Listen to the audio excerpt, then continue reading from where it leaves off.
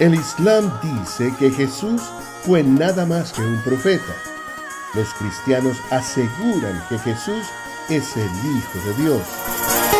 Somos importantes en la obra del Señor. Somos importantes, Él nos escogió. Hola, saludes en el nombre de nuestro Señor Jesucristo. Les habla Guillermo Martínez, llegando a usted desde la iglesia virtual Ebenecer para entregarle un mensaje de reflexión y esperanza para la salvación eterna en Cristo Jesús.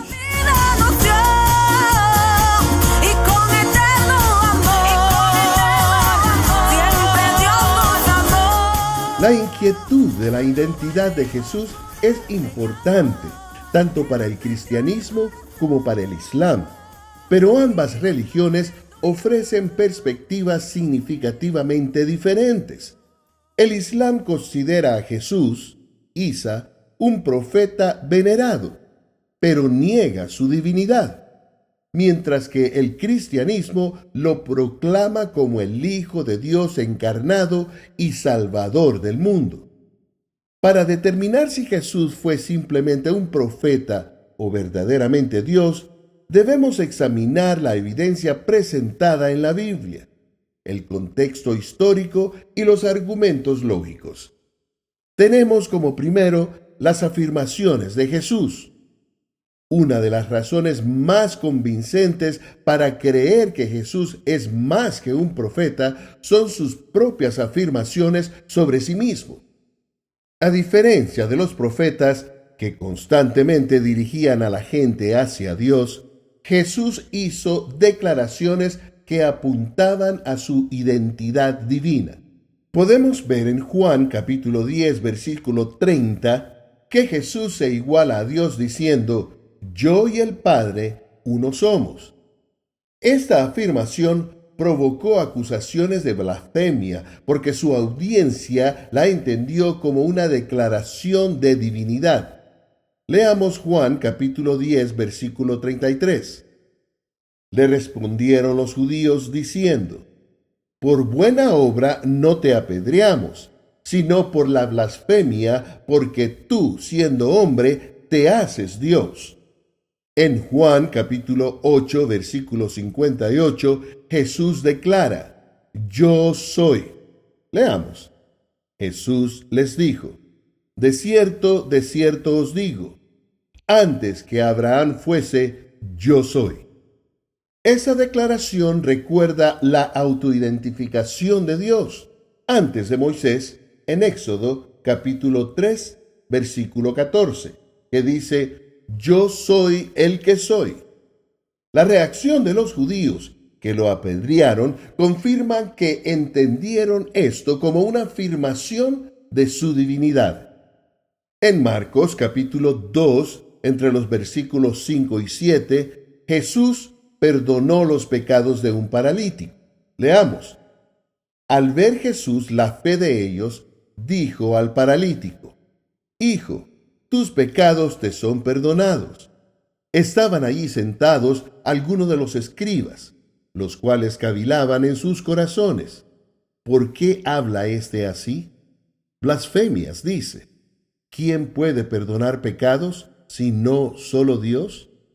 Los líderes religiosos señalaron con razón que solo Dios puede perdonar los pecados. Sin embargo, Jesús demostró su autoridad al sanar al hombre, validando así su afirmación. Tenemos evidencia bíblica de la divinidad de Jesús. El Nuevo Testamento ofrece abundante evidencia de que Jesús no era simplemente un profeta, sino Dios encarnado. Juan capítulo 1, versículo 1 dice: «En el principio era el Verbo, y el Verbo era con Dios, y el Verbo era Dios». Juan capítulo 1, versículo 14 dice: «Y aquel Verbo fue hecho carne, y habitó entre nosotros, y vimos su gloria, gloria como del unigénito del Padre, lleno de gracia y de verdad». En Colosenses capítulo 1, entre los versículos 15 y 20, Pablo describe a Jesús como la imagen del Dios invisible y afirma que a Dios le agradó que en él habitara toda la plenitud. Leamos. Él es la imagen del Dios invisible, el primogénito de toda creación, porque en él fueron creados todas las cosas, las que hay en los cielos y las que hay en la tierra, visibles e invisibles, sean tronos, sean dominios, sean principados, sean potestades, todo fue creado por medio de él y para él. Y él es antes de todas las cosas, y todas las cosas en él subsisten.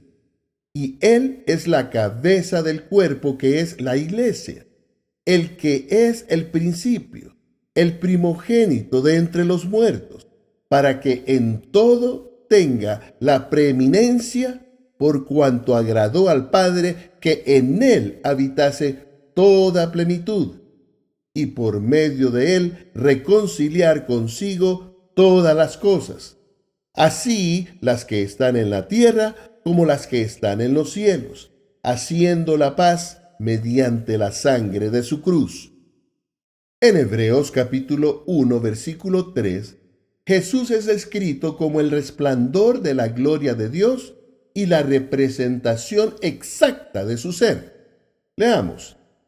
El cual, siendo el resplandor de su gloria y la imagen misma de su sustancia, y quien sustenta todas las cosas con la palabra de su poder, habiendo efectuado la purificación de nuestros pecados por medio de sí mismo, se sentó a la diestra de la majestad en las alturas. También tenemos los milagros de Jesús.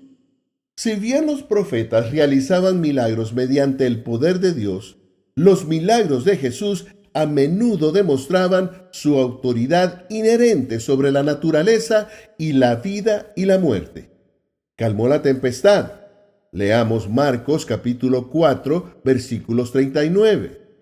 Y levantándose reprendió al viento y dijo al mar: calla, enmudece. Y cesó el viento y se hizo grande bonanza. Caminó sobre el agua.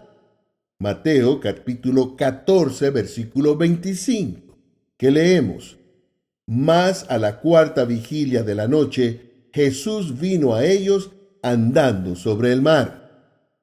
Multiplicó los panes y los peces. Veamos eso en Juan capítulo 6, entre los versículos 1 y 14. Después de esto, Jesús fue al otro lado del mar de Galilea, el de Tiberias, y le seguía gran multitud, porque veían las señales que hacía en los enfermos. Entonces subió Jesús a un monte, y se sentó allí con sus discípulos. Y estaba cerca la Pascua, la fiesta de los judíos. Cuando alzó Jesús los ojos y vio que había venido a él gran multitud, dijo a Felipe: ¿De dónde compraremos pan para que coman estos? Pero esto decía para probarle, porque él sabía lo que había de hacer. Felipe le respondió: 200 denarios de pan no bastarían para que cada uno de ellos tomase un poco. Uno de sus discípulos, Andrés, hermano de Simón Pedro, le dijo: aquí está un muchacho que tiene 5 panes de cebada y 2 pececillos. Mas, ¿qué es esto para tantos? Entonces Jesús dijo: haced recostar la gente. Y había mucha hierba en aquel lugar, y se recostaron como en número de 5,000 varones. Y tomó Jesús aquellos panes, y habiendo dado gracias, los repartió entre los discípulos, y los discípulos entre los que estaban recostados. Asimismo de los peces, cuánto querían. Y cuando se hubieron saciado, dijo a sus discípulos: recoged los pedazos que sobraron para que no se pierda nada. Recogieron pues y llenaron 12 cestas de pedazos que de los 5 panes de cebada sobraron a los que habían comido. Aquellos hombres entonces, viendo la señal que Jesús había hecho, dijeron: Este verdaderamente es el profeta que había de venir al mundo. Resucitó a los muertos, incluso a Lázaro. Veamos esto en Juan, capítulo 11, entre los versículos 43 y 44. Y habiendo dicho esto, clamó a gran voz: Lázaro, ven fuera. Y el que había muerto salió, atadas las manos y los pies con vendas, y el rostro envuelto en un sudario. Jesús les dijo: Desatadle y dejadle ir. Sanó enfermedades, expulsó demonios y devolvió la vista a los ciegos, acciones que demostraban su autoridad divina. Tenemos también la resurrección de Jesús.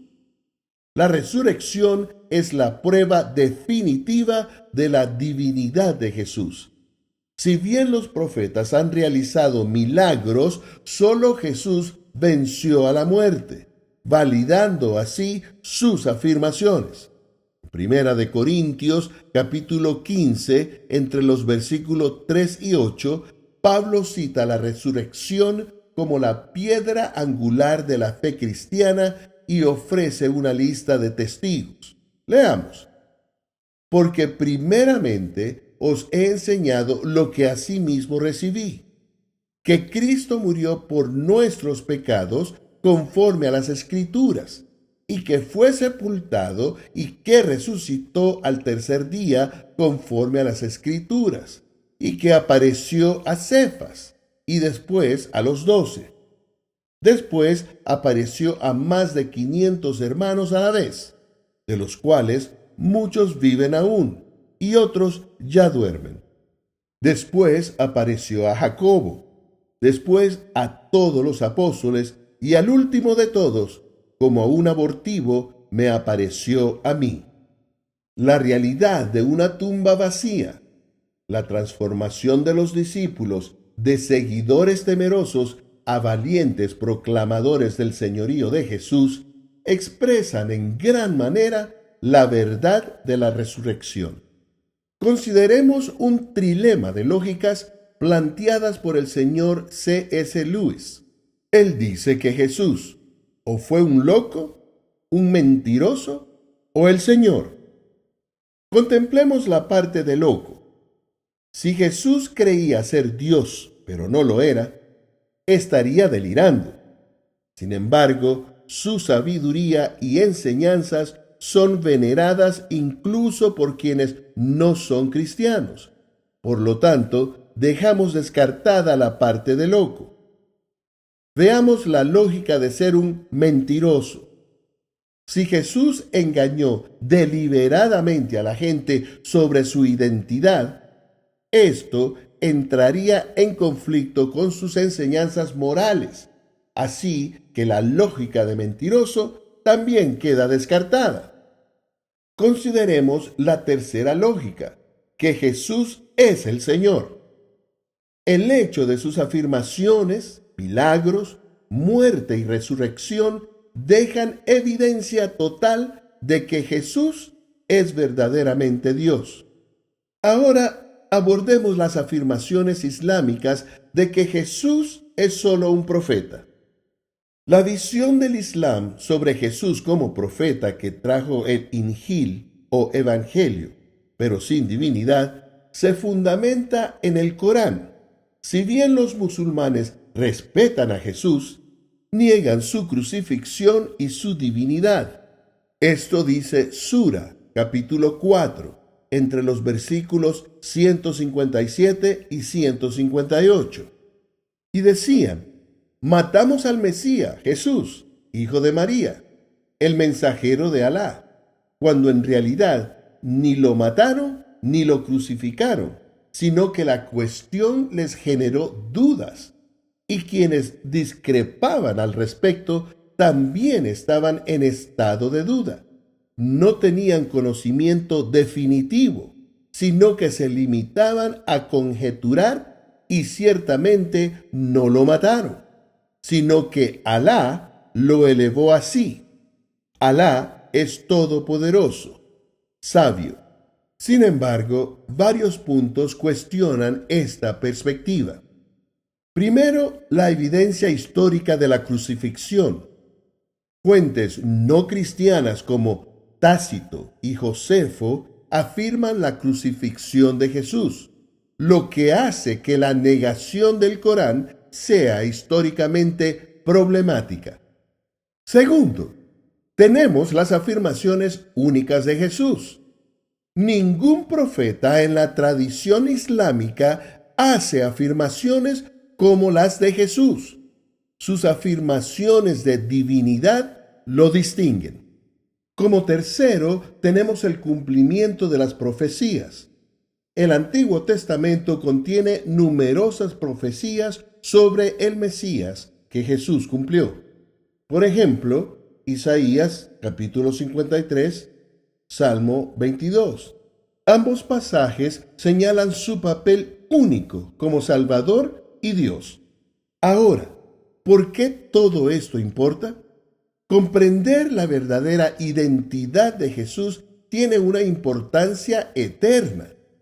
Si Jesús es simplemente un profeta, su muerte y resurrección no tienen poder para salvar a la humanidad. Sin embargo, si es Dios, su sacrificio proporciona el único medio de reconciliación con Él.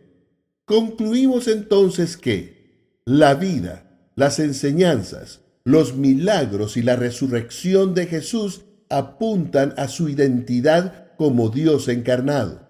Si bien el Islam honra a Jesús como profeta, la evidencia de las Escrituras y la historia afirma que es mucho más que eso.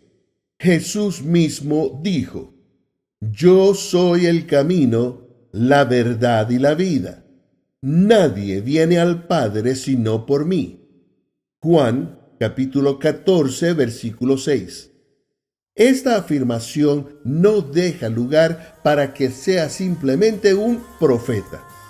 Él es Dios, el Salvador y el Señor de todo. Somos linaje escogidos, sacerdocio real también, pueblos por Dios adquiridos, nación santa para Él. Te habló Guillermo Martínez. Bendiciones. Alcanzar